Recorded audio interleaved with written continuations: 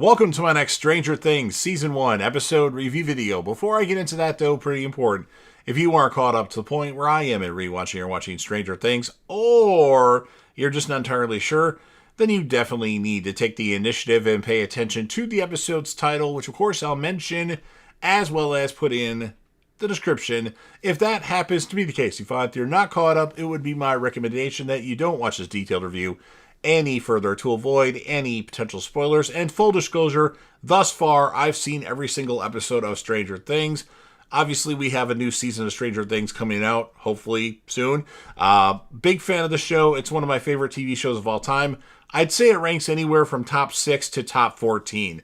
Rewatching it will help me determine where it ranks, and I'll, of course, have some recency bias after watching it. The new episodes are supposed to come out, I'm hearing, in November.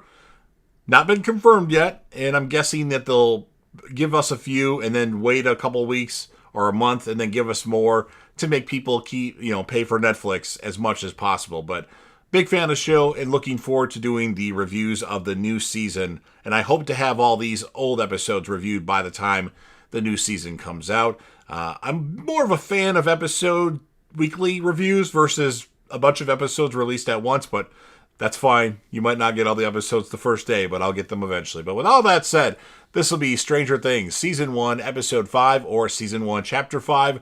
The title of this episode is called The Flea and the Acrobat, and this will be my review reaction recap after just finishing watching the episode. So we start with Hopper, and he sneaks into the Hawkins National Laboratory, and he's actually caught by two guards when trying to enter the quarantine lower level. He incapacitates them both and descends. Lonnie and Joyce have a drink together, and he tries to convince Joyce to get counseling following the death of Will. Hopper finds a child's bedroom with a drawing of a child being forced by their father to do something to a cat hanging on the wall. Mike, Dustin, and Lucas discuss what they've heard Will say about where he was, and Eleven murmurs upside down. Mike recalls Eleven flipping their Dungeons & Dragons board over to explain Will's location to them and claiming Will was inside his own house and theorizes that Will may be in the upside down world. Dustin equates it to the concept of the value of shadows from Dungeons & Dragons, as he describes it as a dark reflection of our world, a place of decay and death, right next to you and you don't even see it. Hopper comes across the fissure. Before he can step into it, the guards knock him out. Jonathan returns home, and he's not really happy to see his father, Lonnie. He demands Lonnie leave, but Lonnie insists he is there to help them. As the Byers dog lies down in Castle Byers and murmurs, the residents of Hawkins attend Will's funeral. Joyce recalls watching Will draw his Dungeons & Dragons characters, Will the Wise. Hopper wakes up in his trailer, his table covered in pills and alcohol. He tears his trailer apart and finds a bug in his overhead light. Brenner listens to a recording of the boys listening to Will and realizes Eleven was with them. Nancy and Jonathan decide to hunt down and kill the Demogorgon that took Will and Barb Holland. The lab-employed repairman checks the destroyed radio at the school and reports his findings back to his superiors. The boys approach their teacher, Scott Clark, at Will's wake and ask him how to travel to another dimension. He illustrates on paper plate the theoretical concept of a tightrope that separates two dimensions, an acrobat being able to inhabit one, but a flea being able to duck under the tightrope and inhabit another, or either.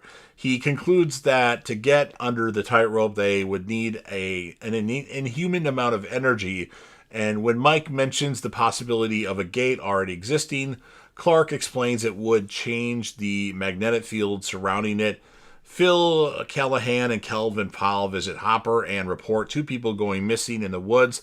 They also note they found Barb's car, state troopers having found it at a bus station.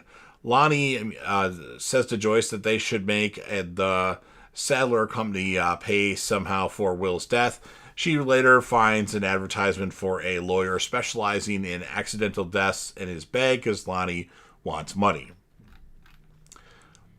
Mike explains the plate and analogy to Eleven Dustin realizes all their compasses are not pointing north and remembers Clark saying the gate would disrupt magnetic fields. He concludes that if they follow the compass needles, they will find the gate, which quietly distresses 11.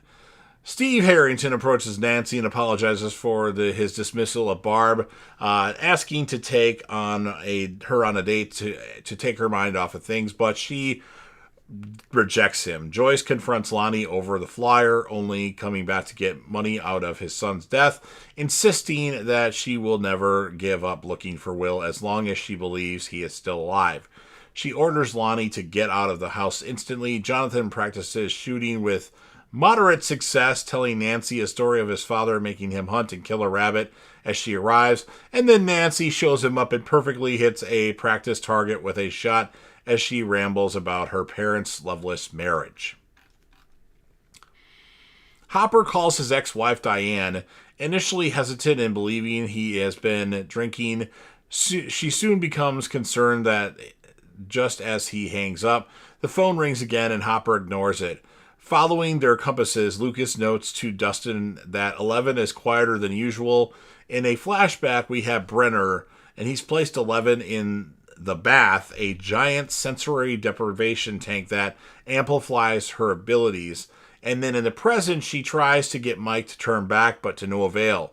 Nancy asks Jonathan what he thought she was saying in her picture, and he tells her that he saw this girl trying to be someone else, and that she believes she was alone in that moment. Annoyed by this, Nancy starts to argue with Jonathan over Steve breaking his camera and Jonathan taking her picture in the first place. Hopper sweeps the buyer's place for bugs and finds nothing, explaining Will's fake body to Joyce. Lucas realizes by the blood from her nose on her sleeve that 11 has been tampering with their compasses and leading them in a circle. 11 insists that the gate is not safe. Enraged, Lucas suggests that she is the real monster, and then Mike attacks him. 11 uses her powers to break up the fight, throwing Lucas into a junk car. As Mike and Dustin run to him and Mike shouts at her, she flashes back to using the bathtub and awakening in a dark void. She finds the Russian man Brenner instructed her to find and broadcasts his voice through the speakers. Something growls, forcing 11 to wake up and scream to be pulled out of the tank. In the present, Lucas awakens and leaves, and 11 vanishes. Nancy and Jonathan find a heavily injured deer in the woods. Jonathan takes the gun to point it down, but it is dragged away before he can. They split up while following its tracks, and Nancy finds a gate in the base of a tree. She crawls through it into the upside down, where she sees the Demogorgon feeding on the deer. She accidentally alerts the Demogorgon to her presence, and it turns around and roars at her, making its face open to reveal rows of teeth. She screams, and as Jonathan hears it across dimensions and starts to frantically look for it, the gate in the tree begins to seal itself up, and that's what ends this episode of Stranger Things. So pretty interesting stuff here. Good character development, especially for like the boys at 11. I'm going to give this episode an 8.4 out of 10.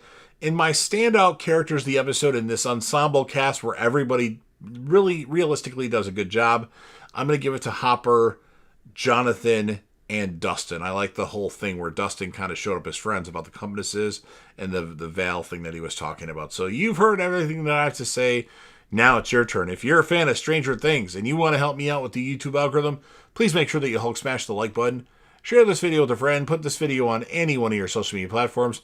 Don't forget to sound off in the comment section about what your thoughts are on this episode of Stranger Things. What would you rate it? Who would you choose as a character of the episode or characters? Anything else that you want to add, make sure you come back to this channel for my Season 5 reviews of Stranger Things whenever that happens. And then last but certainly not least, don't forget to hit that sub button, subscribe to the channel. You're watching the video anyway. Help me get over 100,000 subscribers. Join the team, show your damn support, and be a part of something special. And you never know what you're going to see on JDev TV.